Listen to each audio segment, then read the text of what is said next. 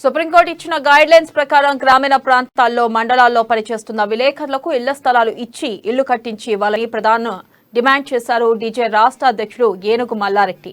పలు సమస్యలతో కూడిన వినతపత్రాన్ని పెద్దపల్లి జిల్లాలో అంబేద్కర్ విగ్రహానికి సమర్పించడం జరిగిందన్నారు. ఇక ఆర్థికంగా వెనుకబడి ఉన్న విలేకరుల పట్ల ప్రభుత్వం సానుకూలంగా లేకపోవడం విచారకరమన్నారు. ప్రభుత్వం కొందరికి వత్తాసు పలుకుతూ అక్రిడేషన్ ఉన్న వారికి ప్రభుత్వ పథకాలు అందిస్తామనే విధానాన్ని డీజేఎఫ్ వ్యతిరేకిస్తుందని అన్నారు.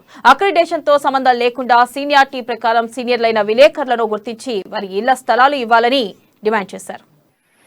ప్రభుత్వానికి వారధిలో పట్టిస్తున్న మరి సామాన్య విలేకరుల పట్ల ప్రభుత్వం సానుకూల వైఖరి లేకపోవడం, కొందరికి తనకు వత్తాసు పలుకుతున్న ప్రభుత్వం భూమిని కేటాయించి వారికి ఇళ్లను కట్టించాలని ప్రధానమైన డిమాండ్ తోటి గల రాష్ట్ర వ్యాప్తంగా అంబేద్కర్ గారికి బీజేపీ రాష్ట్ర శాఖ మేరకు వినతిపత్రాలు సమర్పించడంలో భాగంగా ఇవాళ కొనసాగుతున్నాయి.